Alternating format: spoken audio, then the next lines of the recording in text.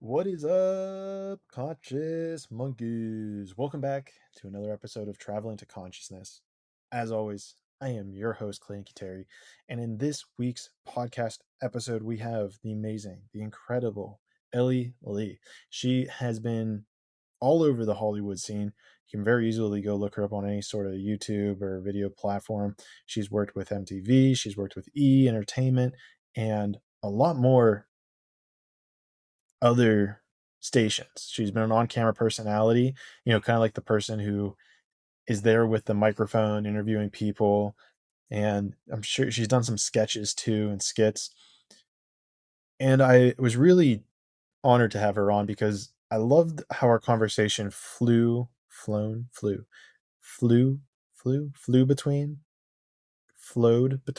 it flowed between one of those words, guys, that I just struggle with. How it flowed, that's the word I'm looking for. How it flowed between her desires to find Jesus. That's not right. I'm losing my train of thought. Oh, her desires of the material world, which she kind of exacerbated in Hollywood when she made her trip out there, and seeing into how the pursuit of those material goods. I want you to see if you can find any parallels within your life as you're listening to this, where Ellie goes into discussing the desires she had in the material world for recognition, for money, to be around celebrities. And I would love for you to see the interesting kind of pivot that happens in her life whenever she kind of comes to realizing where the source of her struggle was coming from and how that's helped her evolve spiritually in a sense. So I don't want to give too much away, but what I do want is for you to listen to this episode, number 82, with Ellie Lee.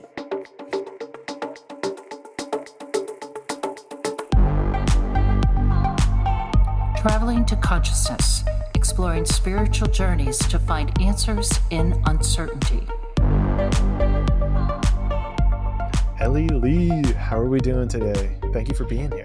Thank you so much for having me. How am I doing today? I'm taking moment by moment.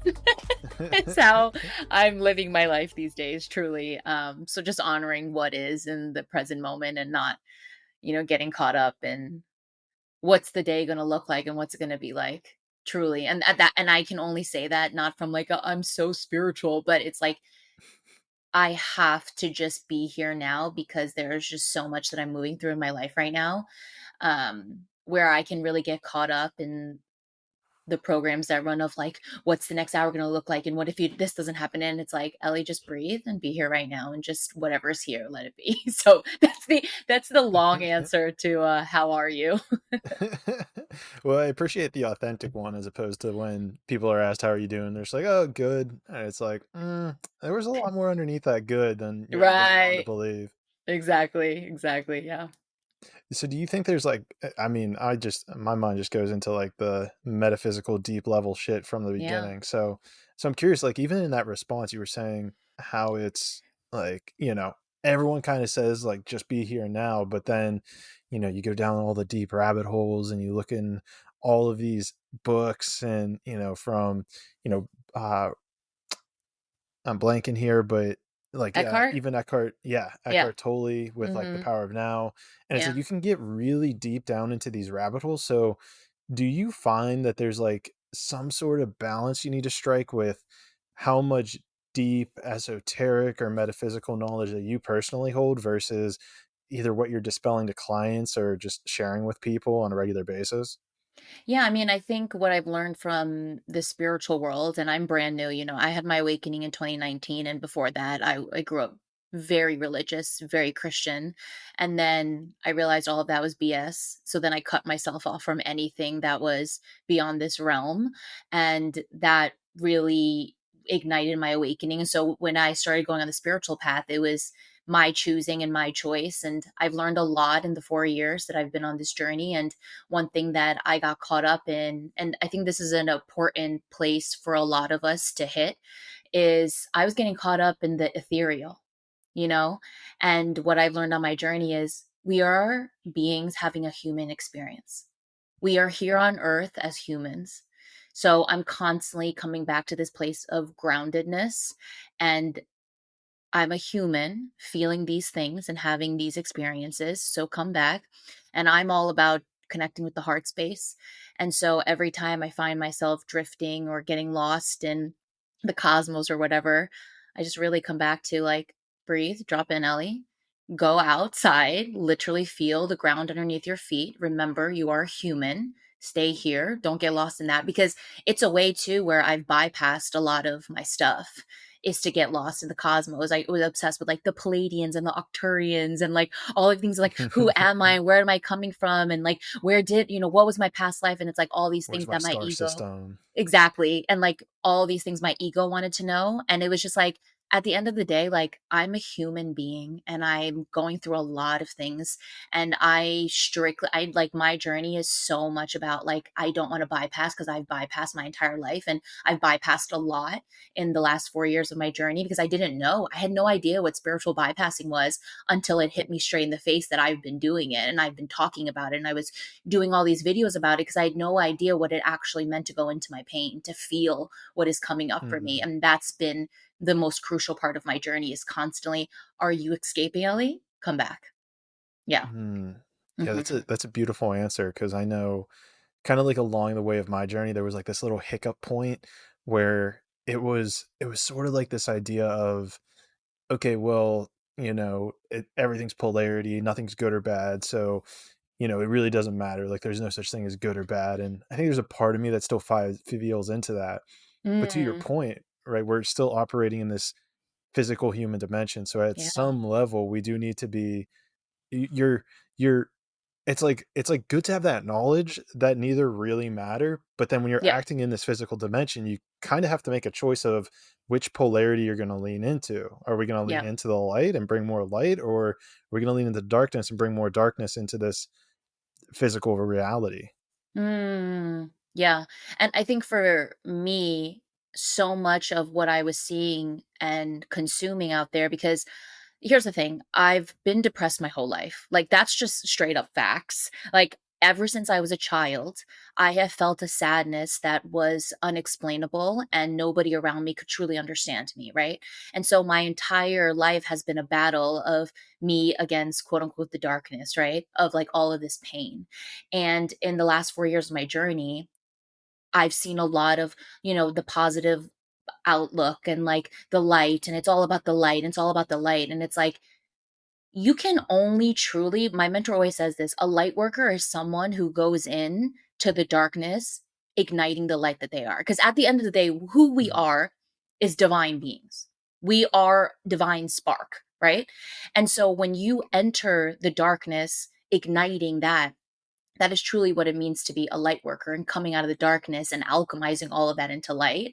And so for me, it's a constant journey of, how do I go into that in the remembrance and in the groundedness of who I truly am? Because I've been so lost, and I am depressed, and I have mental illness, and like all these identities, and attaching to the pain and attaching to the shadow self. Like, it was a huge moment for me in my journey where I was like, oh, I'm not my shadow, because I've been so intertwined with my shadow that I believed all of these things were me.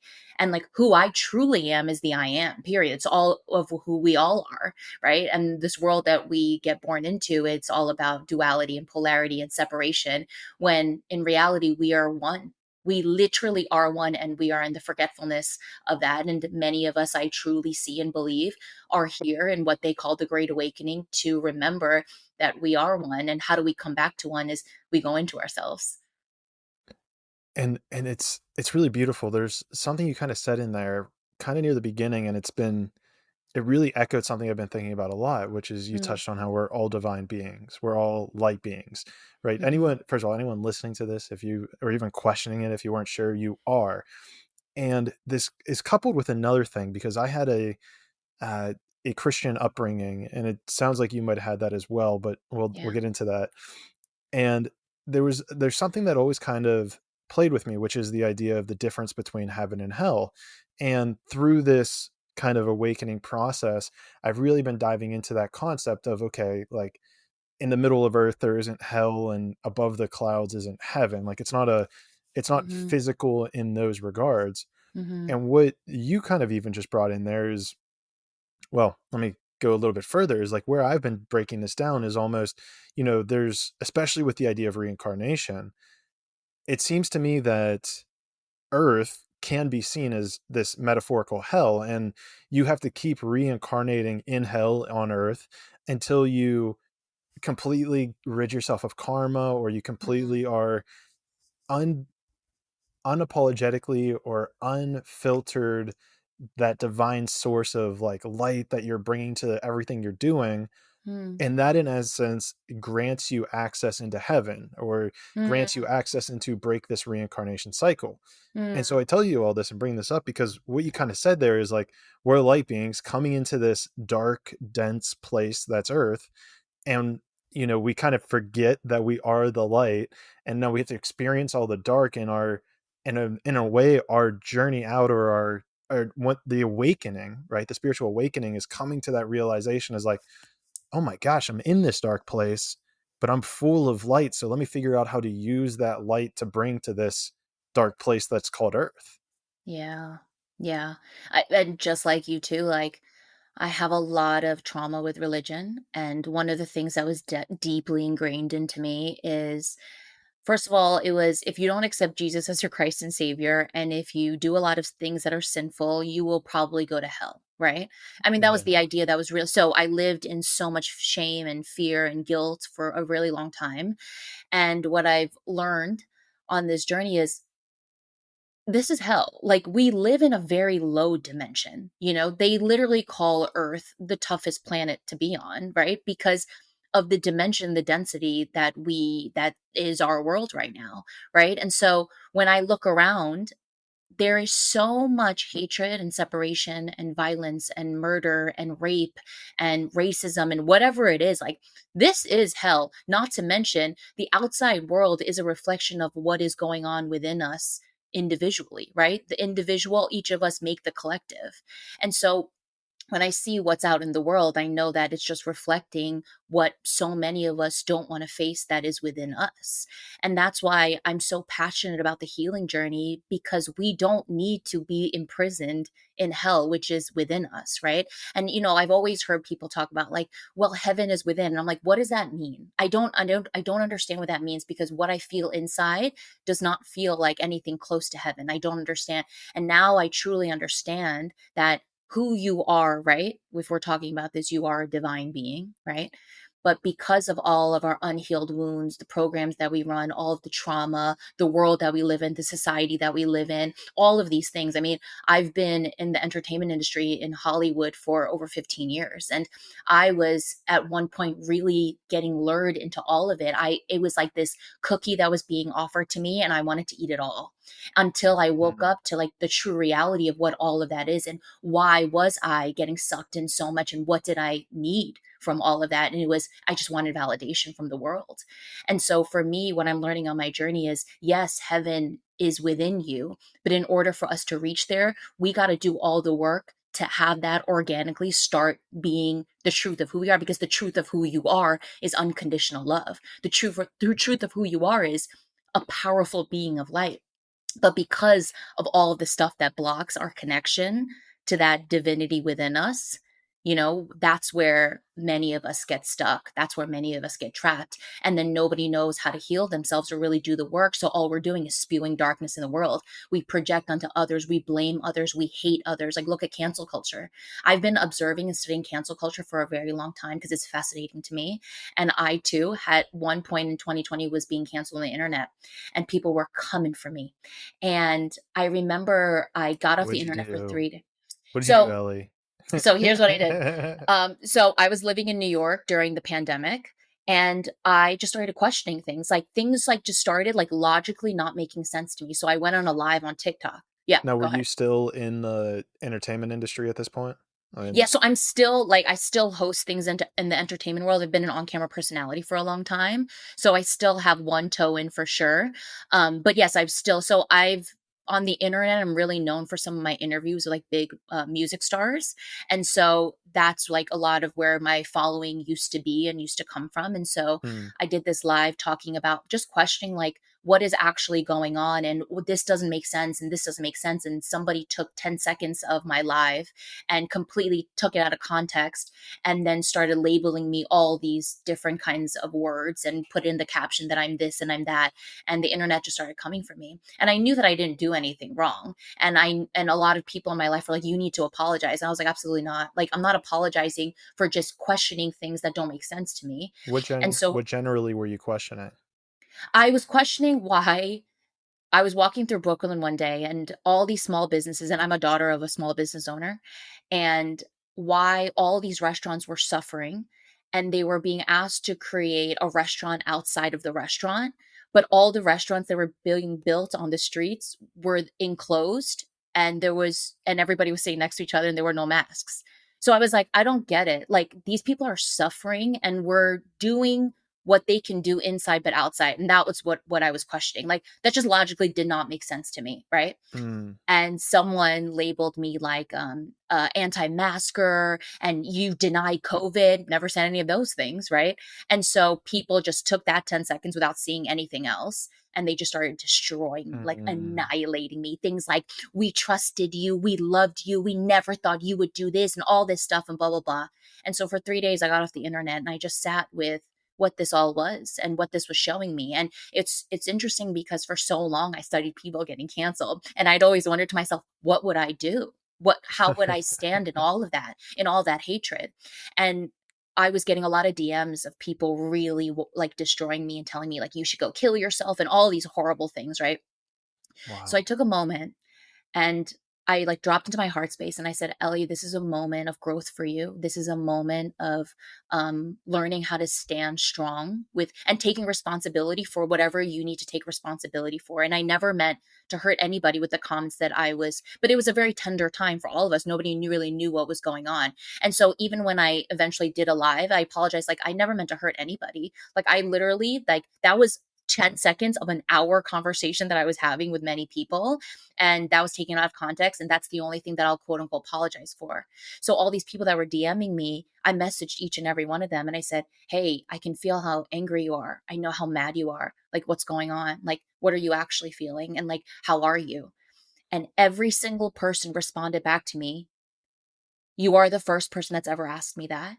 And every single one of them said, I'm so sorry for coming after you. I'm just not in a good place in my life. And that's when I realized, like, it had nothing to do Wow. with me. I was just this target for people to spew their darkness. And what that showed me is how much pain people are in, that they don't know what to do with it. So the next person they can annihilate, they will annihilate. And that's why we are stuck in this cycle of hatred, of separation, because none of us know, right? We live in they don't teach us this stuff of how to really go within ourselves and ignite the power within.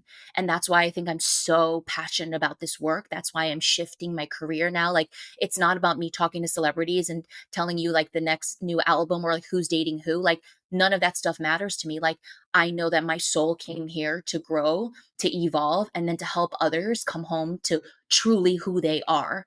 And it has been a hell of a journey, and I'm just beginning, but it's a mission that many of us are in and doing in our own different ways and avenues.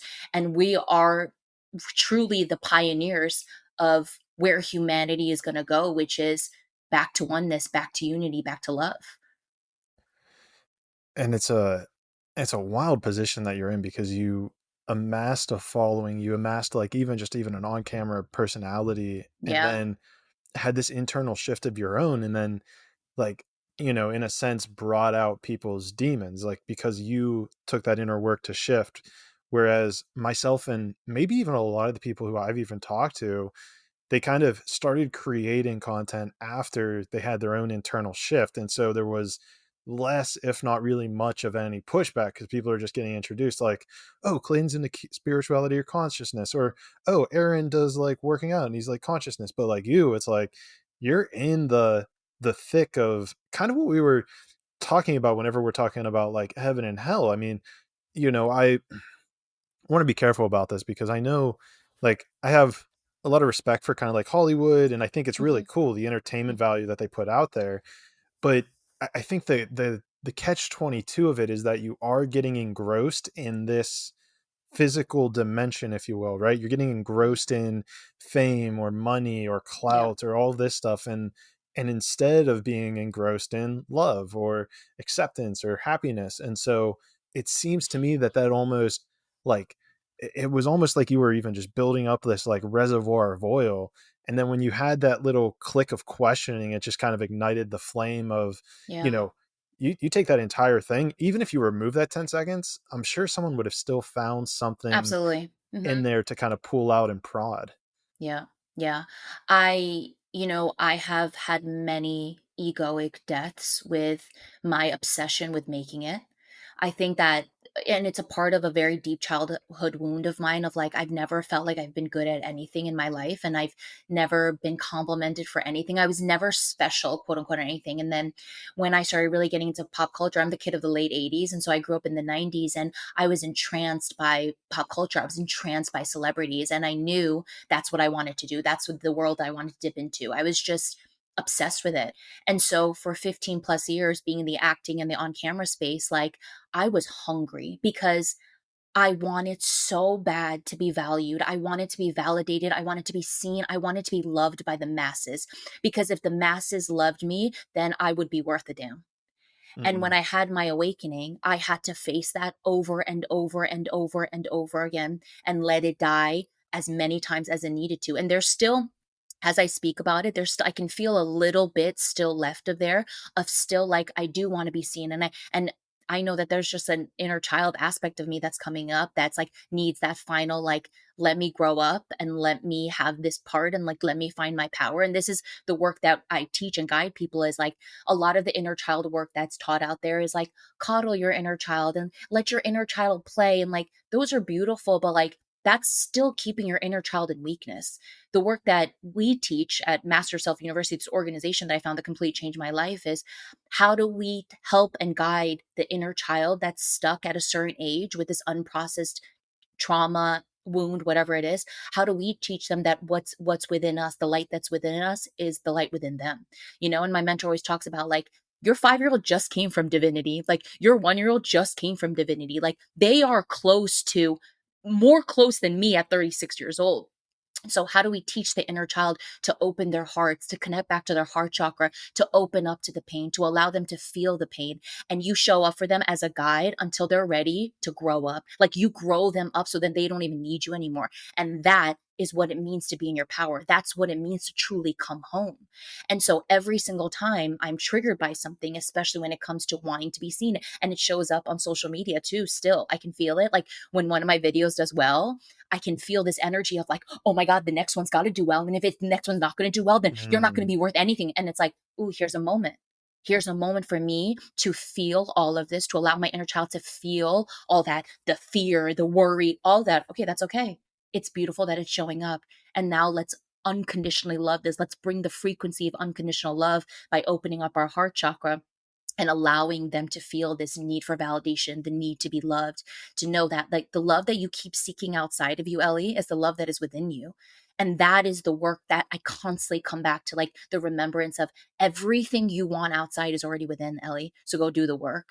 And so now every time it shows up, I know what to do, till one day, like I'm not, I can feel it healing constantly. Like when I have it, it's not as loud and like it's crazy as it used to be. And like, even now I'm still 1 foot in being an on-camera personality, and like there are times where like people will be like, what do you do? And I'll be like, oh well, I host this thing because I'm still seeking for validation. And then it's this beautiful moment for Mm. me to go, hey, you see that, Ellie, there's more in there. So it's like, this is what I'm talking about. Like people think that life is done to you, and it's like everything you experience in your life, no matter how shitty it is an opportunity for your evolution as a human being, to come back to the remembrance of who you truly are, that you're not a human being, you're just having a temporary human experience. And so it's been a huge journey and many ego deaths with really letting go of that world, and knowing that like me being a part of Hollywood actually help the collective? No. And so I have to put my ego aside and go, I know that's what you want, but what does my heart really want? What does my soul really want? And when I tap into that, my soul's like, we're here for you to go in, for you to grow, for you to come back home to your power so you can help other people. And I know it because when I make certain videos, if I get one message, they're like, this helped me today, like this show me perspective, I've done my job. Like I want I'm not here to spew knowledge. I'm here to literally become the wisdom that like integrate it and embody it so that other people, it can help them in on their journey. Cause at this, Ram Dass says this amazing quote, we're all walking each other home. And this is not about like, how much can I be of this? Can it? No, it's like, how can I assist in your journey as I go through mine? And I think that's always like the most beautiful part of it too. And I've seen that in my life as well. When you feel you Mm, like getting it's so weird. Validation isn't the right word, but almost getting validated by helping people. It's almost like yeah. this communal energy as opposed to getting validated by a number of views or number of likes. And even as you're talking there, like I know even as I create content, it's like there's it's weird. It's weird because there's this. I still can't tell. I think I know. Sometimes it's ego, and sometimes it's like Yeah. genuine soul of like wanting to help people. It's like, Yep. well, if I get 1 million views on this, then that means that I helped 1 million people. Hmm. And you can kind of tell that it comes from the ego as opposed to like this Yeah. place of like, no, no, no, it doesn't. Like this is something I have to constantly remind myself is like, as long if it just gets 10 views, as long as it helped those 10 people, it was a successful, piece of content that was created. Mm, And so whenever you're talking about this, like, experiencing these emotions and realizing that you have that internal trigger within you, mm, you said you open your heart. And mhm. this is something I've heard people say before. It's not like we can like start doing surgery and like open up our chest cavity to go in and open it. So what do you mean whenever you're saying that we need to open our heart? Yeah. So, what they don't teach you out in the world is really connecting with your heart center, right? Because if everybody really truly knew what that meant, we'd all be powerful beings. We'd all be alchemizing constantly. And then we wouldn't be controlled. We wouldn't be in fear. We wouldn't be in the hands of whoever is, the, what do you call them? The elites, whatever you want to call them, right? And so I remember the first time that my mentor was teaching us what it means to connect with the heart chakra, right? Because we are taught that the brain, the mind is the center. And in reality, our hearts are the center of our beingness. And the heart chakra is the frequency of unconditional love. So when we truly connect to our heart center, we're connecting with our soul. And we're so caught up and stuck in our minds, most people can't get out of here, which means they're disconnected from their divine beingness. And being connected to your divinity is learning how to really connect with your heart chakra and learning how to open it. And the first time I started doing this work, all I felt was pain. All I felt was like resistance, and resistance still comes up for me. So we call these things programs. So they're whatever you experience, fear, trauma, sadness, grief, whatever is in there when you drop into your heart space, like that's you beginning to connect and your heart letting you know, like there's pain around here that we need to process. There's a lot of unhealed things here that we need to feel. And so the journey that I've had with my heart connection has been wild because in the beginning, my mind would tell me things like, you're not really connecting, you're not feeling anything, until I realized like the moment I come into silence, to stillness. And it's not about visualizing, it's literally an energetic experience of what it means to breathe and what it means to just connect with this air space right here. A lot of people who teach connecting to the heart is like literally put one hand where your heart is, right here, and just Okay. feel into just the sensation of your hand right in the middle of your chest, and just start taking deep breaths and really feeling, not in your mind, of really feeling yourself beginning to connect with the center of the center of the center of the center of your heart. And the more you do this, whatever starts coming up as a result of it is what is asking for you in this moment. So sometimes when I'm dropping in, like right now, I can feel nerves, I can feel anxiety, right? And that's what's asking for me to just open my heart and bring unconditional love to. It is through your heart chakra where alchemy truly happens. We live in a world where we're taught to suppress, we repress, we distract, and we avoid everything. Right? Everything. Nobody actually teaches us and tells us, feel your pain.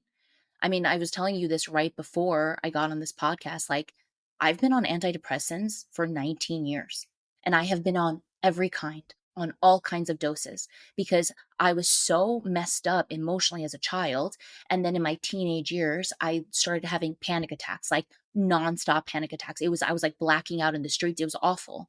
And instead of someone sitting down with me and getting to the root cause of why I'm showing up in all of this anxiety, why I feel dread, why I want to die, why I'm having suicidal thoughts, is here, take a pill. You have a chemical imbalance. And so my thing is, okay, I guess that's what it is. And so then for the next 19 years, every single time I'm going through a big cycle of depression or whatever, it was more dose. It was more. You need more. You need more. You need more. And it wasn't until I found this work where I realized, oh, I've been just afraid to feel everything that's in there, which is why most of us are powerless, why most of us are weak, why most of us live in fear, because we're afraid to feel what's in there. And actually, the warrior's journey is go into the pain, dive into the pain, face the pain. And I realized the more and more I do that, before it was like the boogeyman, right? I could not look at it. I did not want anything to do it. And now every time I face it, I learn how to literally open my heart chakra and go, I'm here to love you unconditionally. I'm not, and I observe like what comes up, because I will fight. The programs will fight sometimes and they will resist Push and that they'll go, shit you don't, down. yeah, push it down. Don't do this. Why don't you go smoke weed? Why don't you go do this? Why don't you go do that? Even something as simple as like, so every morning, I've been off of these antidepressants now for 4 months, and it's been Good for like you. the lid on Pandora's box has been like popped open. And like every morning now, I wake up in debilitating fear and anxiety. And every single morning, I have a choice. I can literally go do everything that my mind is telling me, right? Like, why don't you go take a walk? Or like, why don't you even go to yoga, right? And all of these things of way for me not to feel the pain, because those things are beautiful, but there's still ways to cope with what I'm feeling instead of allow yourself to feel every inch of this. So every morning I choose to literally open my heart and allow myself to feel all of the anxiety, all the fear, whatever's showing up that morning. And literally, I can feel my inner child popping up too, because this fear has been with me since I was 6. I used to have I couldn't sleep. I used to have like insomnia, and I would shake as a child because I was afraid of everything. And that's that same fear that's now popping up because I'm not on antidepressants that's numbing it anymore. And so my Right. job is being with my inner child and going, we're doing this together. I'm doing this right here with you. Keep opening your heart. Feel the light that is within you. Feel the truth of who you are. I know you're afraid. That's okay. I'm right here with you. Like literally just feel. Just feel without judgment, without shaming, without anything. Just allowing myself to feel. And I don't move until the peace really comes in. And what's so beautiful about the heart chakra is there are moments where I'll just get burst of like just love, whatever the fuck's going on, bursting within me. And even though it's momentary, I have this moment of fuck, I'm doing it. Like I'm doing it. And it doesn't mean that like it's always love and light. No, sometimes it is brutal and it is painful. But will you stay and honor the pain? Because when you stay and you honor the pain, you're honoring that little child, that inner child that didn't process that pain at that certain age. And when we go suppress and distract and drug and sex and drink or whatever, even working out, you are abandoning your inner child who's already abandoned over and over and over again. And that's not an act of self-love at all. Yeah, you're almost saying that we need to like focus on that internal voice, right? And a lot of the what I'm picking up from this is that a lot of the internal wounding that occurs would have been from 0 to however old you are right 7, now. mostly, yeah. Mm-hmm. Yeah, it was 0 to 7 is like when we're sponges, yeah. And then, of course, traumas happen after that. But like 0 to 7 is like we're literally just these little beings that like need to be guided. And then we grow just up with absorb everything. unhealed, right? Unhealed, unenlightened parents who have all of their stuff that they have not processed. And inevitably, it's going to get projected. It's going to cause harm. Even if, quote unquote, your parents did the best they could. That's truth, right? They did. But their best still caused damage because it's not like most of them were doing this intense inner work and healing. Right. And even that, I'm trying to think of this in terms because I have a couple of friends who also talk about like debilitating anxiety, and it's kind of it's interesting because whenever I'm around them and they're I can feel whenever they start to close down or close off, and they're not exactly interacting with me the same way that they normally do, and I'm like, oh, are you feeling it? They're like, yeah. And there's a level, first of all, of being like on the outside not knowing what to do, but it sounds like in your mind it's almost that they need to just like sit with that or just like open Of up to it course. or like Yes. almost appreciate it in a sense. Yeah. Is that Yeah. kind of what you're getting at here? Yeah, so we have a step-by-step process on how we teach people how to do this, you know. Every trigger you experience in your life, no matter how tiny it is, no matter how big it is an invitation to go into yourself. It is a literal gift that sucks, that is gifted to you from the universe, going, hey, here's an aspect of you that needs healing, that needs your love, that needs your attention. And most of the time when we get triggered, we blame it on the other person. You know, like look at romantic relationships. People just show up constantly as their inner unprocessed child that has not processed any of the emotions. And then we blame our partner for everything, right? Instead of, wow, you just triggered me. Let me go into what this is bringing up within me, right? My Mm, boyfriend and I, like I know that he and I are here together as a couple to really create what it means to be in quote unquote conscious partnership. Because when something gets triggered within him and me in the container of us, it's not a why are you like this and you should fix this and blah blah blah. It's whoa, a lot of things just came up for me. I need to go spend time and I need to go really feel into what's coming up for me. And a lot of people do that with their minds. And it's about people think like, well, like, how do I connect and blah, blah. It's feel the energy of what's being activated. That's the mm. clue. And then get real curious about when was the first time you felt this? Who was the first person that made you feel like this? Feel into the energy of it and it will blow your mind. And then your job is when you identify the inner child that's showing up, whatever age, okay, it's time for you and the inner child to learn how to open your hearts and start to process and love. Because the frequency of unconditional love, when you bring that to the low frequency of shame, of guilt, of fear, it has no choice but to begin to transform because energy never dies. That's science. Energy doesn't just disappear. It can only be transformed to something else, right? My mentor always talks about like when you put an ice cube in a boiling hot pot of water, or let's just say there's no water and it's just like a hot pot, right? It's not going to disappear. It'll turn into steam, right? It'll turn into water. The energy transforms. So why can't we do that with our emotions? Emotions are energy in motion. All of our thoughts, the things that run through our, they're all energies. So when you bring the frequency of unconditional love, think about how high that is to something so low and icky like shame. It's got no other choice but to begin to heal, to begin to transform. That's what true alchemy is.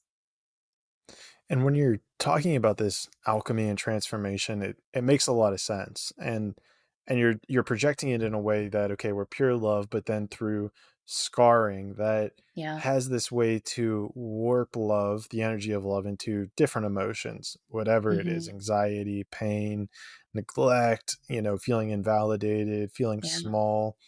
And so then, our goal as becoming through our process of awakening or finding ourselves back to that divinity, escaping from the hell that we have here on earth, is to kind of reverse that process. Mm. So whenever you find yourself in these moments of examining, I mean, because especially the way that you're projecting it, right? Sitting on your bed, feeling this anxiety every single morning, Hmm. debilitating anxiety, it sounds like, Yeah. and you're feeling through it to feel that transmutation into love. I can only assume that you're feeling some sort of magnitude overload of energy once you're like moving through that. Is that like fair? Like, are you almost like bursting with energy after you allow all of those negative frequencies to come through? The what I feel after I'll move through like a really heavy morning is I just feel like, you know how they always say like feel gratitude, and it's like it's such bullshit. It's like, how are you going to force someone to feel the frequency of gratitude if what they're feeling is nothing that has to do with gratitude? You have to honor what's blocking you from organically feeling quote unquote gratitude. But it is when I spend time with myself and open my heart to this pain every single morning, what I feel when I get out of it is good on you, girl. Like I can feel moments of my power. I can feel moments of the real me coming back online. And it is so powerful. And that's the thing that keeps pushing me to constantly show up for myself every single day, no matter what's coming up for me. Because right now in my life, it's all day. It's like my boyfriend looks at me, he's like, man, you're just in it. I'm like, I'm in it. And I chose this because I am powerful enough to feel everything that is in there. And I'm no longer going to live in fear anymore. Like they've put me on pills for 19 years and no one's told me just feel and process what's coming up for you.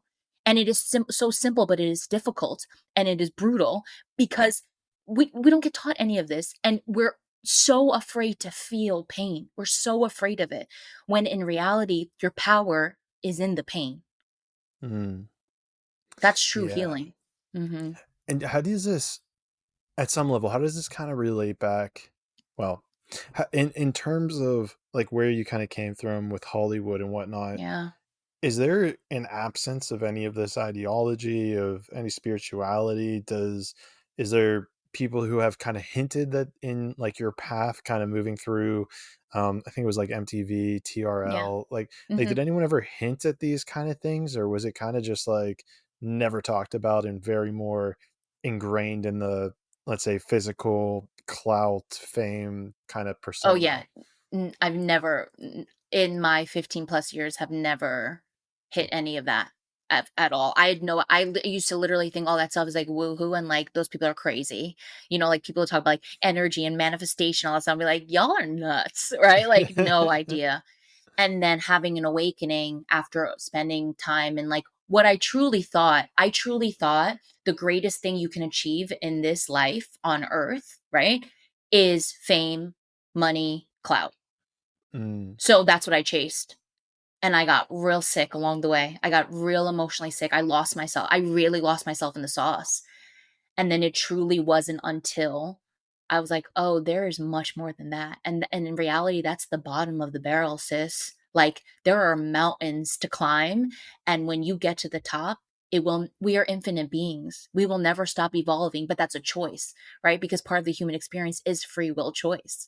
You can choose to keep cycling, and you can keep coming back and learning the same lessons and then not learning it and come back and come back and come back. Or you can achieve what your soul wants you to achieve in this life, to get to the next level, whatever that may look like. And I'm not attached to any of that. What I want for myself in this life truly is mental and emotional freedom. Like my goals have drastically shifted. I am tired of being in pain. I'm tired. And it's not that pain is always going to be here, it's part of the human experience, but I'm tired of the suffering. I've suffered for so long, and I'm done with that. I want to wake up one morning going, wow, I am so powerful that whatever comes my way, I have everything within me to conquer it all, no matter what it is, no matter grief, no matter terror, fear, whatever. Like I have everything that I need to go into all of it. And that's why I show up for myself time and time and time again. That's, I mean, it's beautiful, right? And I guess then this kind of leads me to like, what was that? Was that video, that live you did? Was that the catalyst of your spiritual awakening that kind of had the flick that No. started it, or did this happen somewhere else? Yeah, so so like I said, I've been an on-camera host for a long time, and then I was living in New York for 11 years. And then I got a contract to host like this really big show in Los Angeles. So I was like, that's it. I was like, it's time for me to be a star in LA. And so I packed up my boyfriend and my dog, and I drove cross country, and I moved to LA. And I started hitting me like, if I don't make it here, if I don't become a star, then everyone will think and know that I'm a failure, and there's no room for that. And so for the first few months, the show that I was gonna start hosting went really quiet. My manager started getting really silent. There weren't auditions coming through. There wasn't work coming through. I wasn't booking anything. And that's when I was hitting rock bottom every day. And like I've always hit rock bottom like over and over and over again, right? But in New York, I had done pretty good in my career, and like I always had a lot of connections, but now I was in a new city where I didn't know anybody and nothing was coming Mm, through. And there was one day where I was on the floor. Like I was so depressed. I didn't know what to do. And I just heard the calling, like, it's time to understand, Ellie, like what's going on within you, because this is not okay. And so I just got the hit to reach out to an old friend, and she was like, you should try inner child work. And I was like, what's that? And in 2019, I started the inner child work, and I realized, oh, I'm extremely fucked up. I have no self worth. I have no idea what it means to love myself. I guess we're starting from zero. And as I started that, like one day I just started seeing like I couldn't stop seeing 1111, that I literally thought I was going crazy, and I didn't know what that was. I didn't grow up with spiritual friends. Like I grew up with friends from like the mm, church, and like nobody's like talking about spirituality or like angel numbers or anything. So I googled it, and I literally googled, I'm seeing 1111 everywhere. Am I crazy? Literally.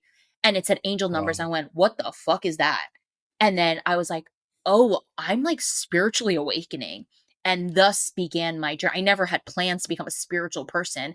I truly believe that when you start the inner work, you're connecting back to divinity. And so it inevitably, quote unquote, becomes a spiritual journey, whatever that means and looks like for you.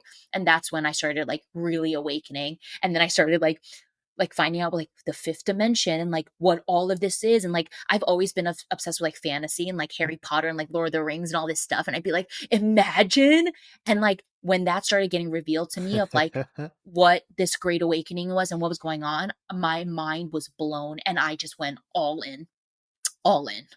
And it's been all That's in for the awesome. last 4 years. Yeah. So Wow. that was it. That's so Yeah. cool. Mm-hmm. That's so cool. And so, yeah, I mean, especially with like those angel numbers, they can be pretty crazy. And I've kind of noticed in my life that it seems like they will like change. Like sometimes it seems like they come in, sometimes they like seem like they Yeah. leave. Like, Yeah. have you noticed that they like will Oh yeah. sometimes be stronger or sometimes be weaker? Yeah. And I truly believe it's like they're just sending you a message for that time. You know, this time in my life right now for the past 7 months has been 99999, like incessantly. And I knew when it first started Whoa. coming, I knew intuitively it's time to get off my antidepressants because 99999 is all about death and rebirth. And I knew like Hmm. I'm ready to be rebirthed again and it's time for me to really get off these things. So January 23rd of this year, I was like, I'm done. And I threw them out. And it's been 4 months of this, and 99 and 99 still show up incessantly for me because that's the communication that's coming to me in this time right now. Is like, keep dying, sis, and keep rebirthing. And it's like, all right, I surrender. I'm honoring all of it. Metaphorically. Yes. Metaphorically, not literally, Yeah. guys, just Yeah. so we're all on the Yeah. same Yeah. page. Yeah. Yeah. Yeah. Yeah. Exactly. That's What amazing. about you? I What mean, was your it definitely. awakening? Oh, mine was related to a girl. Oh, Yeah. that's a lot of it comes in Yeah. that form too. Yeah. What was it? A big breakup? Um, kind of not real. Well, in a weird way, yes. Mm-hmm. We had this relationship that was just pure bliss. Like everything was amazing. It was about a month and a half in, and like time just like kind of flew. Like if I wanted to do something, I would just like ask, like not expecting her to want to do it either. Like Yeah. kind of like, hey, this is crazy, but do you want to do this? And she'd be like, oh yeah, I was like just thinking of that. Like this real weird, like deep connection. Mm. And it didn't make sense to me. But then like a month and a half in, she basically asked me, like, what are we? Like, are we boyfriend and girlfriend? Very typical answer Yeah. or question, very valid.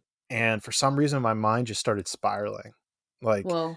my logical mind kicked in. It was very much like, I don't know how to process this kind of deal, which Mm. was super bizarre.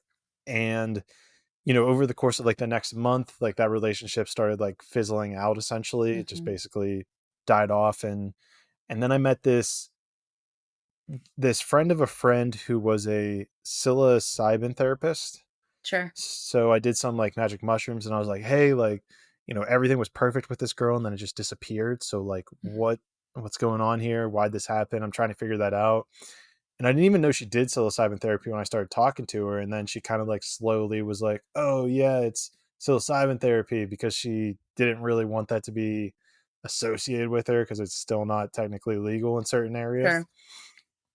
And so I was just like, yeah, I mean, I'm down to try. Like, I've done shrooms recreationally. I might as well actually see if these have like medical purposes as opposed Mm-hmm. to, purely enjoying them for just tripping balls. Yeah. And so that whole process, long story, incredible story, really fascinating. But the highlight of it was that there was like this unprocessed sexual trauma from my childhood I Beautiful. Yeah. I knew about, but it was like the mind was kind of just like, oh, that happened, that was wrong, but like it's Yep. fine. We'll just leave Yep. that in the past. As the mind And does. Yep. yeah, it's really good at doing that. Mm-hmm. And then I just kind of got to this point where I was like, okay, this is fucking crazy. Like the fact that this is linked to like what I'm experiencing today, I think that really shifted my mind of like how could this like thing that happened whenever I was like 5 or 6 or whatever it was still Yeah. be influencing me today. And that really like got my wheels turning and started just going down all the rabbit holes. Like, what else, what other traumas here? And like what else are we doing? And then that just started really quickly evolving. And then I like Mm. quit my corporate job as a software engineer, traveled the world, started this podcast. And that was kind of like, where the whole ball started rolling from there. Wow, beautiful. It was crazy. Crazy. So Yeah. crazy. Yeah, it's amazing, but it's crazy. It's like I always say, like, people don't understand this journey until you've embarked on it on your own. It is, you can't describe it to someone who hasn't gone on it yet. And I mean, and that's the crazy thing, right? Is like a part of this podcast is like to try to help people see Sure, that or like yeah. give them the nuggets to start that on their journey. But Yeah. I mean, it's a great point you bring up that it's like you can't, it's one of those things like you can lead a horse to water, but you can't make them drink. And That's it. there's I get it. Like, look, I get it. It can be scary, but looking back on it, it's really kind of cool to experience all those different emotions. Like I Yeah. remember after that psilocybin session, I went home. I went home and I was like kind of like on the remnants of still tripping a little bit, but like Yeah. pretty much done. And I Mhm. remember like looking at the walls and like, I'm in my essentially the dark night of the soul of myself. And I remember Yeah. looking at the walls being like, okay, I know this wall is white, but like, how do I know that it's white? Like, how do I know Mm. for sure that this wall is like white? And like, just like, cause that was like the mindset you're in. You're like, I don't know what is like me and what's not me. And Yeah. like, how do I even operate a little bit in this world now, knowing that everything that's ever occurred has like led me up to this moment and I'm Yeah. making decisions from all that. Yeah. Yeah. Yeah. The consciousness is crazy. Like when you start really like awake, you're like, oh my God, this is just the beginning. But yeah, it's those Yeah. moments, powerful, beautiful Yeah. I story. mean, and even just to this day, like there's that piece that's like, oh, like this is the build up. And then it's like, now you're here. And it keeps like, you keep feeling like you hit another plateau, but then there's always just like another little thing on top of it. It's like, there's Hmm. always something more to learn, always something more to Yeah. experience, always something more Yeah. to dive into. Always. Always. Yep. The evolution of you truly is, it's infinite. Infinite. You just choose how far you want to go. I mean, and that's kind of the thing like that I've been looking at. And I think this is a great kind of parallel with your story, Hmm. which is that necessity for connecting fully with, what I call God. Well, and maybe this is something we could break apart, which is the concept of God, like how you envision that now. But like that core concept of like really dissecting, like, am I doing this, like just any action I ever do? Am I doing this for short term pleasure? Am I doing this for the ego? Am I doing this for my worldly existence? Or am I doing this like for my soul? Am I doing this Hmm. to get to the next level of being? Am I doing this out of pure love for another person? And I think that's Mm. really kind of like the two buckets I'm starting to like view the world in and really trying to, I mean, in a weird way, escape from this like the physical world of even just like wanting anything physically, whether it's money, whether it's like a girl, whether it's fame, recognition, anything like. And there's a piece of me, especially being on a podcast, that's like, do I need to like quit this This is really interesting because I'm always like, okay, like, God, if I'm supposed to quit this podcast, like, I'll do it. I'll fucking do it if that's like what I'm supposed to do. But every single time I say that, and even as I'm saying it now, there's a voice that comes in and is like, don't fucking do it. It's like, no. Mm. It's like, no, that's not your ego there. I'm like, okay, fine, but like it's on the table if I have to. And it's like, Mm. so Beautiful. it's an Yeah. interesting, yeah, it's an interesting dilemma of having to match those. Like, okay, are you doing this for the ego? Or are you doing this for the soul? And I Yep. kind of want to bring this back too to like the question I had in between there, right? Yeah. Of like, what do you say whenever we say God? Because I had a YouTube video I posted talking about like aliens and stuff, and in it, and usually what I say is like, God or source or the eternal energy or universal energy. And someone in it kind of commented like, hey, like, if you mean God, make sure you say God because it's kind of disrespectful to not say God. And I'm sitting there like, that's not exactly kind of Mm. how it is, right? Like there's a Yeah. lot of people, I know some people keep their names out of it, but they are like, they don't, God seems to me to have been perversed by the Yeah. dogmatic belief systems where it's like, all right, Yeah. there's a guy sitting in a chair up in the Yeah. sky, and it's like, okay, Right. that's not the God I'm talking about. He's a piece of the Right. God I'm talking about, but Yeah. that's not the God I'm talking about. So Hmm. yeah, so like, what's your history or your understanding with the word God for yourself? Man, it's so, I've been through so much religious bullshit that I was so confused for so long. And now I just see and understand that we are all God. Like, we are all a part of whatever God means to you. And like, to think like our human brains cannot, they're so tiny, they cannot grasp truly what it means, what God really means, right? But what I come down to is like I look at ants differently now. Like, I literally look at Mm, every single thing that is alive as you are me and I am you. We are part of the same thing. We come from the same thing. Like, this is what it means to be in oneness. Oneness with all. Oneness doesn't mean just with other human beings. It's with the little beetle that's like crossing the street. It's literally with every leaf on every plant. Like, it's so funny now. Like, the more I heal, like, the more sensitive I get to everything. Like, when I see people like even ripping a lemon from a tree, a part of me hurts. But I'm like, did you honor that lemon? Did you ask that lemon? Is it okay if I do this? Because what people don't understand and know is like, these are all sentient beings that are alive. They are alive, that's fair. like, you ever heard people, you listen to like mushrooms now, and like people listen to like plants and things like that because they're all Yo, alive. you seen like And because mushroom music? Have you looked that up before? yes, it's Yo, crazy. that shit is It's trippy. crazy. Yeah. And it's like, I just want to do my best to constantly honor as much as I can, like everything, because everything is me and I am everything. And so that's truly what God means to me. Mm. Hmm. Yeah, and see, and so like that's kind of where it gets interesting because I'm like, yeah, like that's what God is, and then people are like, well, it's like universal energy. Like, I believe that there is an energy because that's where it gets weird is when people are like, well, I believe that there's an energy that exists in everything, and it's like, but I don't believe in God, and it's like that's kind of where But I'm at. Is like, but you right. do, but you're saying you Yeah. don't. It's like it's kind of weird.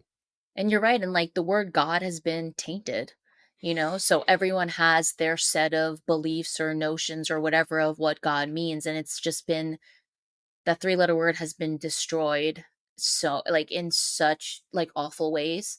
And so like for me too, like I just use universe, source, and like, yeah, God, like I'm not attached to it, you know what I mean? Because like, I see like where I was before, and like how the dogma, it's so crazy. I remember when I first had my awakening, my friend from church who I was really close with, she's like, so let me ask you a question, right? And I was like, okay. She goes, so you're telling me Jesus isn't number one to you?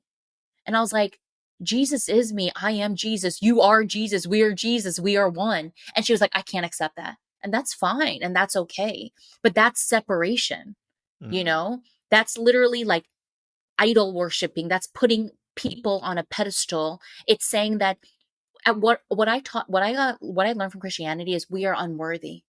Like, I even went to Catholic school for 6 years, and like, even Catholicism teaches you can't go through God until you talk to the priest. It's this constant like Yeah. separation. It's not oneness. And this is what keeps us in this lower state of, oh, we are not worthy, and like, how can we, and blah blah. It's like, find your power within, because when you find your power within, you'll realize we are one. Like, literally, we are all connected. We all come from the same place. And that's what will unite humanity. But until people awaken to that individually, like, it's not going to happen like on a collective scale. The change, the quote, the change you want to be, the change you want to see. And I used to be like, what does that mean? Right. And it's like, on Mm. the journey now, I'm like, oh, the change begins within me, because the more that I light up, the more I ignite, the more I come back to love, that inevitably creates a ripple effect, whether it's through social media, whether it's with your animals that live in your home, whether it's with your partner, your best friend, your neighbor, whatever it may be, your light will affect and ignite other people's light. I went to this party once, like 7 months ago, when I was really diving into the work. And this guy came up to me. He was like, hey, I'm gay. And I was like, okay. And he was like, so I'm not hitting on you. I was like, okay, great. Right. And he's like, I just want to let you know. He's like, my light sees your light. He's like, when you walked in, he's like, I could just feel your energy. He's like, I could feel your essence. I could feel the love within you. And And we just connected in this way where the love that he was Whoa. feeling within me was the love that was within him. And it was this moment where two strangers in this moment of time connected in the remembrance that you and we're the same. Whoa. It's giving me chills talking about it. Yeah. How far were you on your spiritual journey when this happened? I was 3 years in, and I was like probably like 3 months into really doing like deep diving into myself. Mm, Yeah.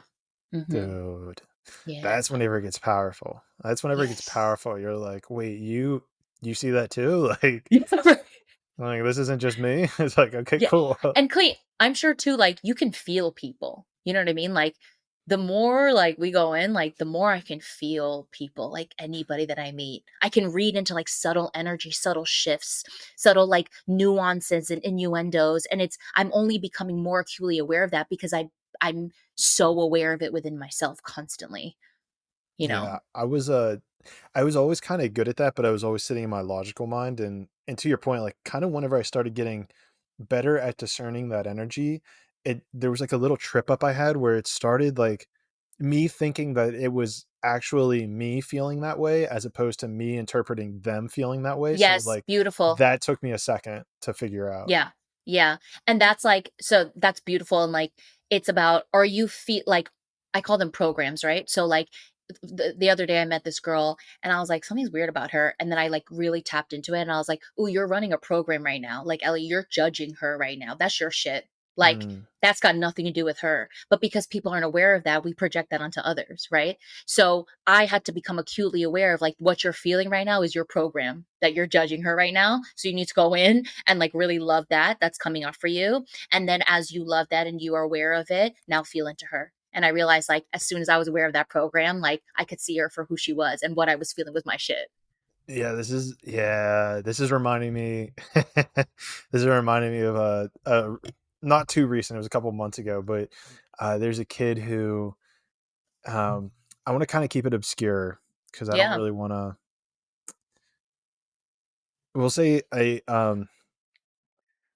well, there's an athletically gifted kid who Yeah. I have spent time around at some point in the past. I'm trying to make this obscure as possible, Yeah. and uh, it was interesting because he's very athletically gifted, but he's younger, right? So under the age of 20. Meanwhile, I'm like 29, Hmm. and you know he has gotten a lot of praise from the community and telling him how good he is.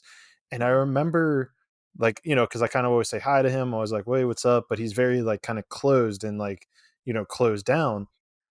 And I remember after a couple times, like he like either didn't high five me or something. And I remember like it kind of triggered me, like thinking like, oh, fuck this kid. Like, who does he think he is? Like, he's young. He doesn't fucking get it. And then I realized like, holy shit. I was like, whenever I was younger, like I was just like projecting this air of like, I would shut down to like project this air of confidence, but it's like coming Beautiful. from a place of insecurity. And once I Yes. realized that, I was like, "Oh shit!" I was Yes. like, he's kind of still in that insecure, like not understanding phase. Hmm. I was like, "Oh shit!" Like I need to actually go out of my way to like almost like egg him to like talk to me more. I was like, "Oh Mm. gosh, like fuck!" Like so it was like that. That was a mind blowing experience on its own right. Yeah. And that's what it is. They trigger you, and most people who are not willing to feel what it brings up within them, they go, "Oh, he's a piece of shit. He Mm, doesn't acknowledge me. Fuck him." And it's like, take responsibility and feel into what it's bringing up within you because that's your shit. It's got nothing to do with him. And that's the gift of yeah. every single trigger.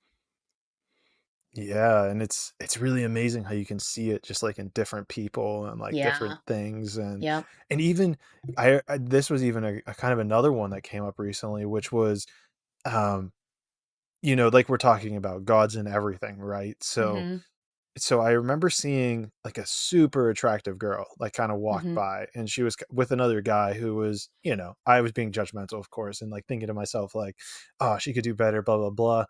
But then, within that trigger, I was like thinking to myself, I was like, well, wait a second. Like as soon as I thought it, I then thought, like, wait, God's in everything. So he's in her, but he's in him, but he's in this, he's in that, it's in that, whatever you want to use. Yeah. And I thought to myself, I was like, wait, I was like, this beauty, like I'm again diving into that egoic beauty. And I remember Mm, like kind of just like having this mantra that I brought up, like, God, show me this beauty in everything. mm, Open my eyes to the fact that like this beauty that I am personifying in this woman, who it's probably like culturally or egoically or materially, she's beautiful, like objectively hmm. beautiful. It's like Yeah. that exists in everything and everyone. So open my eyes, like grant me that access to see that in everything. And that Mm. was a real powerful thing of anytime I catch myself being judgmental, it's like, no, show me the beauty in this thing, that person, this ant, this cup, whatever it is. Yeah, beautiful. Yeah, and for me, like, listen, the program of judgment is deep within me. And every time I judge somebody, like I'll tell you someone recently, there's this woman that's in a lot of classes that I take, and every time she gets off mute and she speaks, I can feel my energy shift, and I go straight into, oh, here she goes again. Like, what the fuck is she gonna say now? Like, she sounds so dumb and all this stuff. And the last time I did it, I was like, Ellie, go into that. So I started really feeling into the judgment, and I realized the program of judgment is very linked to superiority. I make her inferior by acting superior, like you're less than me. I would never do that. Like I'm better than you. Like, look at you. And that's not love, right? And then when I go deeper into that, I realize like it comes from one of my parents. Like one of my parents would judge everybody. And like I would just watch that constantly. And what it really shows is how insecure I am and how this parent was. Mhm. And so they have to make people less than them so that it makes them feel better. When in reality, the powerful thing to do is, where are you showing up small, Ellie, and where do you need love? So that every single time someone comes up and the program judgment comes in, you can open your heart and you can love that, right? And I also realized too, this woman triggered me so much because I felt like she was two-faced. She, like, when she would go off Zoom, she'd like act like she was like all this and that. And then I could feel like that's not really the real you. And then what it was also showing me was like, this is how I viewed one of my parents. Like one of my parents like would show up in the world as someone different, but then behind closed doors, they were someone else. And so there's all these different layers and angles as to what this trigger really brought to me and made me see. And so, like, when I'm running judgment, I'm like, that is not love, Ellie. And that's where you are lacking. So go into that, because how I want to show up in the world is, no matter what and how people show up, I just want to love them, like literally. But I'm not by my mind and trying to convince myself, like truly feeling into the energy of unconditional love for exactly where they are, knowing that I've healed that program and I don't run it anymore, because I don't want to I don't want to participate in the collective hate anymore, in the collective judgment anymore. And like for me, it showed like I treat them inferior because really I feel inferior. Do you feel like that was cultivated at all in Hollywood? Like, do you think that Hollywood amplified that at all of like kind of the judgment and like the personification of that energy right there that you're describing? I have experienced many celebrities. I have been in rooms with many celebrities. And it's so fascinating to reflect back on now, like what was going on energetically, right? Like I remember there was like this one huge star coming in, and the way that everyone on my team reacted was as if Jesus himself was like walking into the room and we were going to get to spend time with someone that was fully deep. Like it was insane, right? And this person walks in and everything this person wanted was a yes. It was a yes, whatever you need. Yes, whatever, whatever. And it was, now I can feel energetically, we all went into inferiority because we placed this person on a pedestal. So of course, this person is all in their ego and superiority. And then we go into the energy of we are less than you, right? And that's what keeps us like in these cycles of sickness. Like all idol worshiping and things like that is a reflection of like what's really going on within us. Like I used to be one of those people like I would get emotional if I met like my favorite singer or whatever. And it's like, what's going on there? Because that's Mhm. another way where it keeps us in separation. Yeah. And then this is kind of interesting because this is going to tie back to your story right here. Mm-hmm. Whenever you place that idol worshiping on someone and they make one little Yep. misstep, Yep. that's whenever like then your whole identity crumbles because you've placed so much of your Yeah. energy, so much of your validation, so much of Love your everything. internal, yeah, Yep. just everything into this Mm-hmm. person. And then they're like, oh, why can people sit outside in restaurants and not sit inside? And then your entire world shatters because Right. now that person is no longer talking how you talk. They're not Right. thinking how you think, and Yeah. that just sends you into your own little spiral that you can't even articulate, let alone think about. And then the next reaction is just to snap back at that person who casted that wound. Yeah, exactly. Like the question we constantly have to ask ourselves, and this is for all your listeners, when you're triggered, what is it showing up for you? What is it showing within you that truly needs your stillness, that needs your presence, that needs your surrender, that needs your love? Truly, truly. Like, I made this video that like did really well on Instagram, and it was all about me getting off my antidepressants, and all the comments were really great. And then there's one woman, she was like, "You're so annoying, you're so this and you're so that." And my first reaction, like, listen, like I'm mostly fire on my birth chart. Like I'm a New Yorker. Like like I've got the I Korean can feel that spice in fire me. energy. Yeah, I have like Korean spice in me. My mom like would always like she would always like defend herself. And so like I grew up watching that. And so one of the things that I'm constantly working on is like I can go from 0 to 100 real quick. Like I can blow up real quick. And like it showed up in like all of my years of like being literally on like New York subways and stuff. Like if you looked at me wrong, if you like go like pat, like I would just blow and I would just go like full hate, full anger, full defensiveness. And so this woman that was popping on my Instagram, the first thing I did was defend myself. And I was like, Mm. what are you doing right now, Ellie? Like this person's a gift for you to see that you're still showing up like this, that you're still doing this, go into that. And then eventually I was like, I deleted it and I was like, you know what? I was like, you're so entitled to whatever you want to think. Thank you for showing something within me that literally I need to really go into because I don't want to be like this anymore. I don't. It's not powerful, you know? And like, I'm here to come back to the power. Like, we're all magical, powerful beings. We just forgot. And we have a lot of wounding that covers it and societal, shit. But, There's a yeah, lot of different yeah, elements that contributes. yeah, yeah. Yeah, and I mean even the comments thing. I mean, like, there's a piece of me that like commemorates you on going and messaging all those people in your Instagram comments because like Mm, that's a whole nother beast. I mean, I know, whenever some of my stuff's gone viral, the first thing I had that went viral on TikTok ended up getting like 4 million views or something, and wow. that shit sent me into a depression for a couple days. Yeah. There was a couple days where like I could not do anything because you're reading these very judgmental, Brutal. it's probably a combination of what we're talking about here. It's a combination of right, the surface level of people actually saying mean things to me and me internalizing it, thinking that this person knows me from a 30-second Right. clip of me.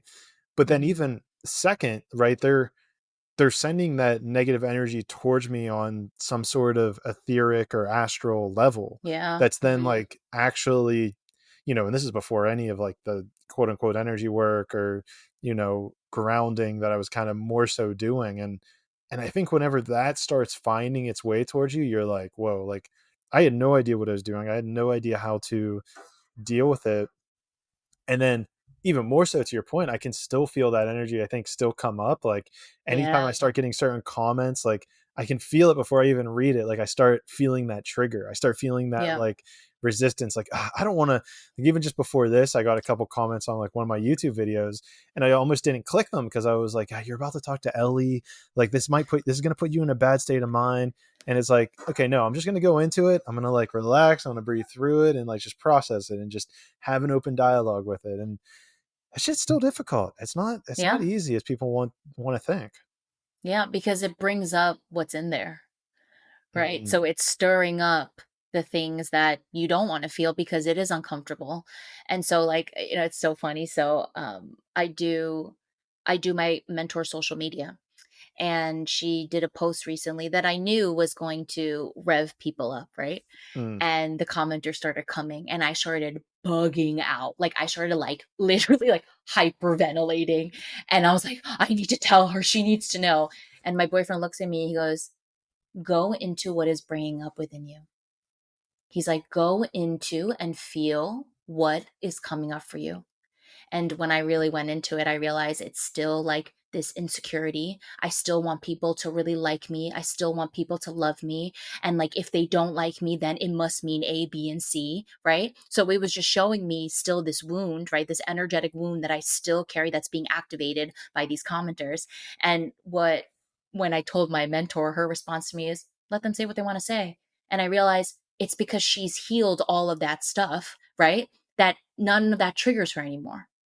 So then I'm like, holy shit, it's just an opportunity for me to feel and honor what is coming up within me, to find my power in all of this, and not by my mind, but by allowing myself to feel how uncomfortable it is when people are hating, when people are saying nasty things, when people are being mean, like, you don't know me. And it's like, it's nothing to do with that. Don't let your mind get caught up in the details. It's what is coming up within you and what needs your love right now. It almost feels like a form of like a exposure therapy or something like that. Like purposely exposing yourself to it. Yeah. Yeah. And let me tell you something. Most people, Clayton, would go, I would never post anything, so I don't want to deal with that stuff. And it's like, okay, but that's not a powerful thing to do. The powerful thing is, I'm probably going to get heat for this, but man, whatever it brings up with me, I'll go into it. Like, that's power, instead of let me shy away from it. And I've done that where like, I'll post something up and two people will write something negative. I'll go delete it. And then I have to reflect on, why did you go delete that, Ellie? What was that all about? And then that's an opportunity for me to go into and feel what's coming up for What are me. you doing, Ellie? Come on, Ellie. What's little Ellie worried about here? Yeah, right. We'll be all That's right. it. Just internet trolls. Don't worry. Yeah, just say, don't worry. Feel The that. monster and the clone, it's turned into internet trolls. Right. No, that's a good point. Yeah. I mean, I think even I can see that like my own content, and I can tell that whenever something goes really ridiculously viral, I have a tendency to drop off of posting. And I think there's something there to what you're saying, where I'm probably still have some wounding with, I don't know, whatever it is, validation or everybody liking me, where it's like, I can't find that, that ground, if you will, to just consistently do it every week. And I've gone a couple weeks without posting, and it's like, well, I mean, you're not getting your message out there. You're stunning your voice because you're afraid of what people are going to say. So are you really, what's the reason you're really doing it? Are you really doing it because you want to help people, or are you just afraid that, are you actually doing it so that people like you? It's like, oh, you motherfucker. Yeah, exactly. Exactly.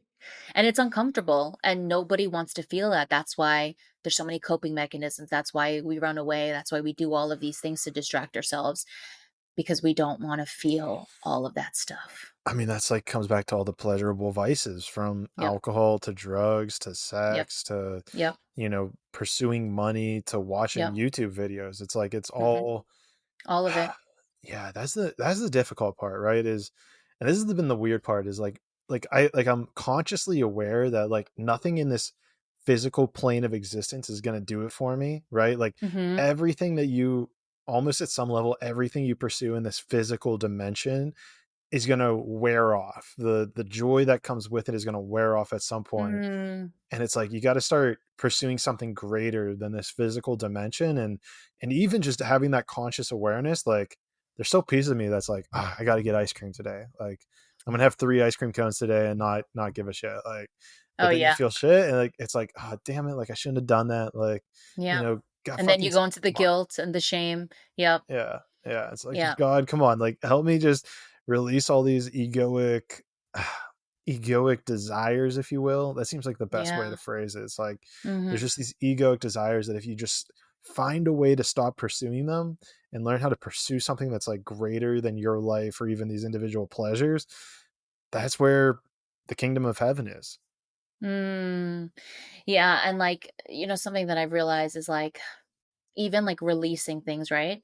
Shit always comes back. Like, I always like wonder, like, I'm releasing the shit out of everything, and why is it like still coming back in all these different kinds of ways? And it's like, well, just because you release the energy doesn't mean that it's healed, right? So it will come back if you haven't actually transformed it. And so like with me too, like, I've been on a journey with food, my guy. Like, literally, like, give me all the cakes, give me all the cupcakes, give me the soft serve, because every time I feel something that I don't want to feel, let me go get a donut, because that literally will make me feel better. And then I spiral into, why'd you do that, Ellie? What were you trying to avoid? What are you trying to escape from? Why are you distracting yourself? Why are you emotionally eating? And it's like, fuck. And then it's 10 times worse after you do it, instead of go into it before you go and make the the behavior of the avoidance and the escapism or whatever it is. Well, And it's a part of the experience too, to learn from it. Yeah, oh, go for ahead. sure. And I Yeah. think there's probably something there with like the intention that you're going into this thing with, right? Is it the unconscious programming of, okay, I feel like shit, I'm gonna eat, or are you like, Right. nah, I've been fucking killing it. Like my diet's been on point all week. I'm fucking praising God, everything I do. Life is good. Jesus is right Yeah. beside me. I'm gonna eat Yeah. this cake because I'm a fucking Yeah. badass. Like, Right. and I What's think the that energy behind it? Yeah. there has to be some sort of transmutation that occurs, or like it affects you just differently. Like, okay, I know this is going to hurt after the fact, but I'm doing it because like I feel good. Or maybe it won't hurt because you're coming from that high energy. You're not just doing it to suffocate emotion down. Yeah, that's why we got to like real true discernment of like what is the energy that's creating this. Like the other day I went to soft storage, not because I was running anything or I was escaping. I was like, no, they got a real good flavor in there, and this is the only time that I'm in this part of town. Like, I'm gonna go get that. And there was no wounding that was being activated. That was just like literal. I could feel the energy of it. I wasn't escaping. I wasn't using it for anything. But then if you feel and you know that you are, that's a chance for you to go in. You know. Mhm. Yeah. Hmm. Yeah. Yeah. Yeah. Yeah. Yeah. Yeah. Yeah. It's not But an I just easy want to have my journey. cake. I want to have my cake and eat I it too. know, I know, I know, I know, I know. No, it's a very fascinating discovery that we've come up with here. Yeah, yeah. So how's do you like do you go back and like look at the Bible at all? Do you like go and say, "Oh, like I completely misunderstood this the first time I read it, like and this makes a lot more sense now," or do you have any still association with that? Yeah, I mean, listen, I never talk about this experience. I'll touch upon a little. I've had a crazy traumatic religious experience that I went through for 6 years, and it had to do with the Bible and everything. And so for a long time I was like, fuck this shit, I'm walking away. But there are a lot of beautiful moments on my journey where like a parable will come up like from a memory, or like a one liner or like a verse, and it'll just hit deep, and like I'll understand it, not because someone forced me to understand it, but because now I'm really understanding the wisdom behind it. You know, like one of the parables that comes up constantly for me is like the one about the prostitute and how they dragged her out and everybody had a stone to kill her because she was a prostitute. And then Jesus comes over and he says, whoever is not a sinner, throw the first stone. And Mm, nobody could throw the stone because we are all sinners, because we are one, and because we're all having the human experience. And like that's a parable that comes up for me a lot, of like before you go and throw the stone, check yourself and like what's mm, within you that's coming up, and like why are you hating on others, and why are you in separation, why are you this, and why are you want to destroy someone. So that comes up for me a lot. And then the parable of I am the way, the truth, and the life comes for me so much. Like it'll just pop in, and I'll just like breathe into that and feel into like what does that really mean. And the other day I was walking my dog and I look up and on the stop sign it said, I'm the way, the truth, and the life. And I went, that is speaking to me. And there is so much beauty in the Bible, but I think man and religion has taken it and just infused it with so much fear and shame and guilt, and like completely took it and then it filtered through all of their unwoundedness and their egoic. Are you there? I think we froze for a sec. yeah, I'm And here. their ego. And then it was I could never have the opportunity to really feel what these words and what they meant for me, and like what it really truly is saying. So I definitely have a lot of trauma with it. But when these moments come through, I'm like, oh, like it hits. It hits. Yeah. Do you read the Bible a lot? uh, I kind of read like these. I read a lot of Paramahansa Yogananda. I'm not sure if you're Mm-hmm. familiar with him. Yeah, Yeah. Yogananda is in San Diego. His whole like yeah. garden and yeah, everything's here. Yeah. Yeah, I was last time I was in San Diego, I visited their temple a couple times. Yes. Yeah. So Beautiful. beautiful. Just a Yeah. harmonious spot. Where Yeah. is it? It's in It's in uh Encinitas in North San oh, there's Diego. another one. Oh, yeah. There's one in Encinitas, there's one in LA, but the one I went to was like downtown. I think Mm. it was like just it was like past that hill. You know how like there's the hill that when you go down, like you kind of come to the airport. Yep. Hmm. But if you go up that hill, it's like at the top of that hill and like just to Oh, the left. good to know. Yeah, it's super dope. Yeah, I highly recommend it if you're looking for like if you're trying to for meditate. sure. That's another Yeah. crazy thing is like if you're trying to meditate and you do it with like a group of people, something Oh yeah. happens where you're just like Yeah. more aligned, you're more Yeah. just like in it. Yeah. Yeah. But it's kind of to that to get bring it back to the Bible. Yeah, he like throughout his writings, he'll always like reference back like, oh, Jesus talked about this when he said this, and this happened when I said this, and he kind Yeah. of talks about the Bhagavad Gita as well. But Yeah. the yeah, I mean it's so fascinating, and I've kind of gotten to this point where it's like the it's almost like the words that Jesus has spoken. It's like it can be dissected at so many different Yeah. levels that like Mhm. on your journey, like no matter where you are, even if you're a wounded pastor, right? If you're a wounded pastor, you've gone through some terrible wounding, you're associated with this egoic realm, you can almost like find a way to warp his words to Mhm. what it is you're trying to get it to do, like get him to Mhm. say, if you will. But like Mhm. once you start removing those layers, that wounding, it's like an onion. It's like the deeper you go down in those words, it's Yeah. like the deeper the truth is at the Yes. bottom of it. And it's Yeah. every single time, it's like there's like a new revelation, for pun not intended. There's like a new revelation of just like the meaning behind some of the words that, Yeah. he said. Yeah. And I love Jesus. And I had to go on a journey of loving Jesus, not because I was told to love Jesus and if I don't love Jesus, I'll go to hell, but like who Jesus really was and what he really came here to show us and to teach us. And it's gotten so lost in all of the religious sauce. But like when you really feel into what he came here to do, I mean, he really was the greatest light worker of all time. He came here to teach us that we are love, that we are one. He came here to teach us what it really means to be a divine being having a human experience. And people took that and ran with it, and it just got all distorted.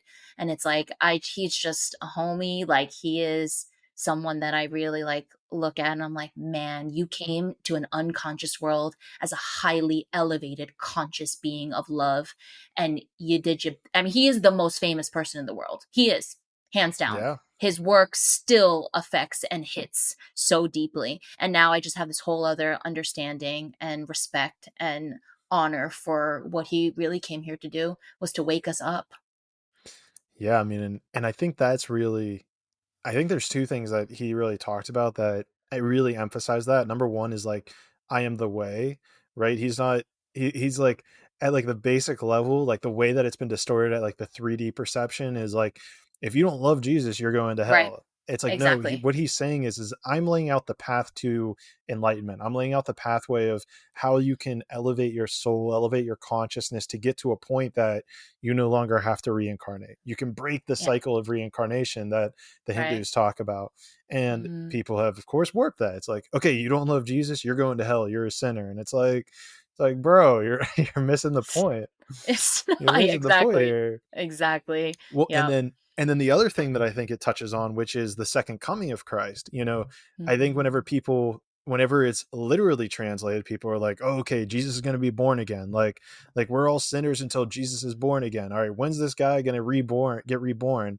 And I think in actuality, it's like finding the Christ consciousness within yourself. It's like, Hmm. when are you going to get your consciousness to the level of Christ? Because once you do that, now you no longer have to reincarnate, and therefore you get to essentially join Jesus and God's kingdom, i.e., you get to elevate your spirit off of planet Earth Yeah. and live in maybe the astral plane. It depends on how it breaks down for your structure, but like the astral plane or the causal plane, and Yeah. move into that realm of existence outside of this physical Hmm. dimension. Yeah, totally. And I have a lot of hope for humanity. I see people like you and I experience people constantly who are like, we're here to do this and nothing's going to stop them from really doing it. And it's like, I know that they'll study us in this incarnation for hundreds and hundreds and hundreds of years, and they'll look back on us and go, those souls were crazy. Like, they really came down in a very unconscious world and woke up and really did the best they could to achieve, what it really means to be like Christ, which is coming back to love, like truly, and treating others with that same love that is within them, knowing that it's in them. It's just, I always call, like, this is the craziest time in humanity. Like, like, this is wild. I think souls that came here during this lifetime, like, were nuts in the most beautiful way. Like, it is crazy to awaken.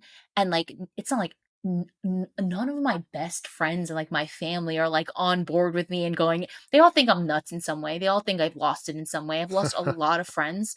I've Jeez. lost, like, a lot of close people in my life, and I had to learn how to just honor they were there for the seasons that they were meant to be, and I love them, and it's okay that they're not going where I'm going. That's okay. But I had to go through a lot to get to that place of complete thank you, I love you, but I'm going on, you know? Yeah, I can relate to that a lot, especially in the friends world. Luckily, my parents have been like a lot more open minded. Like I know my mom listens to every podcast, That's so shout out great. mom. Glad you made Yeah. it into this podcast as well. So she listens to all of them, and I know a lot of the things we talk about kind of go over her head. My dad like is like almost more of like my patient zero, who I've kind of helped out mentally. But then Yeah. my brother and sister are a lot more like brother is more like engineer mindset. Like he's a rocket engineer, so he's very much like this is like if you can't prove it to me, if I can't experience it with the five senses, then I have a hard time making that jump. And then my sister's still kind of like I think she's probably a little bit more agnostic, which would be Mm, she's in like she's not really sure what yeah, is but she going knows on. something's up. Yeah. Yeah. Yeah, she Yeah, believes that yeah. there's like that like a universal I think. I don't want to put words in her mouth, so maybe I'll Sure. just we'll Yeah. loosely touch on She's things. open. She's open. Yeah. Yeah. Yeah. Yeah. Her big thing, and I think this is honestly a very fair point at some level, which is, Hmm. and actually, Yogananda has a book all about this, which I haven't bought yet because I'm like on some other book. Yeah. But her big thing is, and I think it's a very valid argument or at least question, which is like, if a God exists, why would there be so much suffering on Earth? Like, why would there be Yeah. rape? Why would there be all this killing? Why would there be all Hmm. this death? And I don't know that I'm at a point to perfectly answer it, but um, I know there's a book that Yogananda has that dives into it deeper. So I'm not sure if you have any thoughts on that. I mean, we are we are a reflection of the collective. We always go into, well, why would God allow this and why would God allow that? It's like we all created this together as a collective. And that's why we are all here to also change the tides of all of this. And people don't want to accept that. But we have to face the fact that there is darkness within all of us. And we are here to truly transform that so that we can raise the consciousness level. I mean, where we're at right now is so low. This place is dense.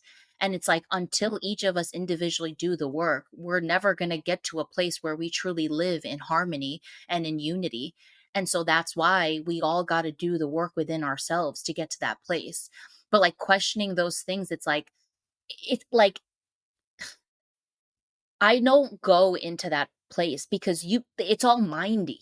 It's all you trying to like justify and figure out all this stuff. It's like get out of your mind, drop into your heart and just feel, what do you need to do to show up as a light being in this world? Period. End of story.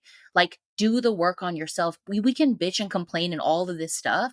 If you're not taking responsibility over you, it's like all we do is keep ourselves stuck there.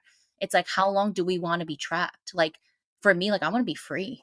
So like that's why like I go in all the time because of how I want to show up as an individual in the world. And then I know that's just another light shining out of this world that's going to help the collective consciousness shift into higher dimensions. Like let's go Earth. Like Earth cannot handle our vibration anymore. It can't. That's why so many of us are here awakening on this journey because it's time for us to shift from this third low dimension into a higher dimension. And in order for us to get there, we got to do the work. It's not a passive transition, it's radical. And we got to go, we got to do it. And I think that's why it is so difficult. It is a warrior's journey. This isn't let me sit back and like twirl my hair. This is go into the pain and let's go. Is that I think that's like the spiritual, I have never done like deep investigation into Yeah. it, but that's the spiritual bypassing you were talking about earlier. Yeah, spiritual bypassing is like you're only focusing on like positivity and like great vibes and like happiness and blah blah and delight. and you're not seeing the other equation, which is you can't have light without the dark. You Mhm. can't appreciate the dark without the light, and vice versa. And we're taught to not honor the dark. And it's like, go into the dark. Like, truly. I mean, I go into that every day. Is it easy? No, of course not. Do I like my partner and like a lot of people on this journey with me are like, they're at a point where they're excited when they get triggered. They're like, great, it's time for me to evolve. Let's go. And I'm like, what is wrong with you? Okay. I'm not there yet fully. I'm still like, fuck, I just got triggered. Like, oh, I don't want to do it. And then I got to love how much I'm resisting, because that's an energy that's being activated. So it's Yeah. like, but I know like the more I do this, like the more like excited I get because I just want to evolve. I just want to heal and I just want to like keep growing. I never want to stop growing, like truly. And that requires me to really go in and do the work and show up constantly for myself. Yeah, it seems like I think that might also be like I don't know if this is you or not, but it's just like reminding me like there can be a trap that people fall into where it's like, okay, what's the next thing? All right, someone trigger me. You know what I mean? Like, what's the next thing I got to do? What's the Yeah, as opposed to totally. just kind of like appreciating like the spot you're at in the journey. And maybe I'm Totally. projecting here because I think I've probably come from this where it's like, all right, I just want to be there. Like, just make me enlightened. But Right. there's like this level of okay, first of all, appreciating the process, right? Um, Yes. I think the movie metaphor or analogy is always beautiful because I think it really highlights a whole bunch of dynamics that's going on in this physical dimension. Mm. Like and whenever I say movie, I mean like, oh, this is beautiful because we're talking about Hollywood as well. Uh, so like a movie, as in whenever you go into like a theater and they have like the projector on, right? Yeah. And then there's this element of like our divine nature is that light that is shining through the projector, and what we're Mm-hmm. doing like we are the characters that are in that Yep. scroll wheel that are kind of getting projected on the screen. Mm-hmm. And then even more so what you're touching on here though, if we're going to relate this back to the journey and appreciating the journey, which is like if a movie was just like the opening scene and then the end scene, it's like there would be no like purpose to it, like lose all Yeah. of its emotional drive. Yeah, it's like someone saying, "I wanna be a millionaire, but I don't wanna work hard for it." It's like, no, that's like entitlement. Work hard for the $1,000,000 because what you will learn as you become the millionaire is priceless. Yeah. That's true learning, that's true growth, and without that, like, you getting a million, it don't mean shit, you Yeah, know? it doesn't And do it so for you. no, no. And what you will learn, on the way, that's the stuff that like really makes you who you are and who you eventually become. Yeah. Yeah. Yeah, because that's yeah. Yeah. Yeah. Mhm. Mhm. Yeah, I mean it's so fascinating. It is. It is. It My really mind's coming is. to a blank though. Do you have something to talk about, or maybe we're supposed to wrap it up?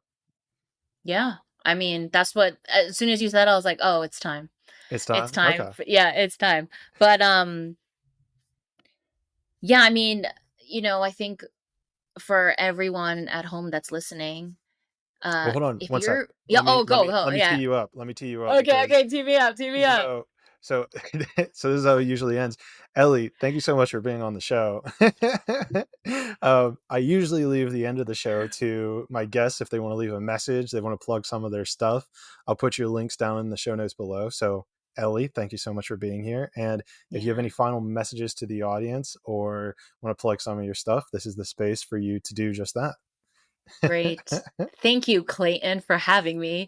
No, I really enjoyed this time with you and everyone at home. And yeah, I'm a mystical life coach at Master of Self University. I work with people one on one to really teach them the step by step tools to learn what it is to get to the root cause of your pain and really learn how to transform it.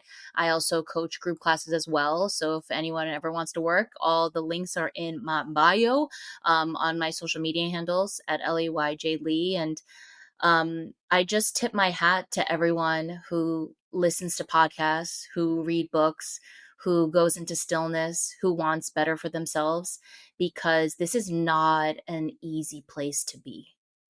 I've struggled my whole life with this existence. It's still something that comes up constantly for me of not wanting to be here because of how emotionally deep I can feel everything. And that has not been an easy journey for me. And I think it's easy for my mind to go, you should just not exist anymore. You should just, like, let this one go. And those are the moments for me to really come back to my heart space and go, thanks for showing up.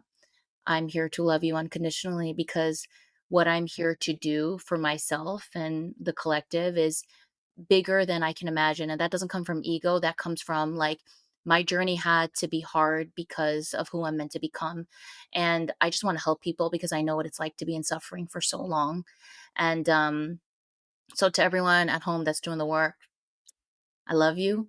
Keep going. Thanks for supporting Clayton on this podcast. And we are on a journey that is indescribable. And I'm just honored to be with each and every one of you. It's a beautiful message. Ellie, thank you Thanks. so much for coming on the podcast. Thanks, Guys, go check Clayton. out some of her stuff. She has some pretty cool content across all of her platforms. And yeah, make sure you guys share this. I always love encouraging you guys to share. You can rate if you want, please do it, but only if you're going to do a 5-star review. But when you share it, if you didn't know, it creates a 4-way win, because I win because the podcast gets out to more people. Ellie wins because her message gets out to more people. You win because your friend knows that you listen to dope podcasts, and your friend wins because they listen to a dope podcast. They get introduced to a new one. So it's a 4-way win. So I mean, guys, you gotta hit that share button. I don't know what you're doing if you're Yes. not, but Ellie agrees. Yep. So hopefully, Ellie, we didn't get you kicked off Hollywood with this podcast here, but No, I'm good. I kicked you out. Talking too much spirituality, they might be like, oh, this girl not really for Yeah. it anymore. Yeah. But guys, thank you so much for listening. I appreciate you all. And as always, I will see you all in the 6th dimension.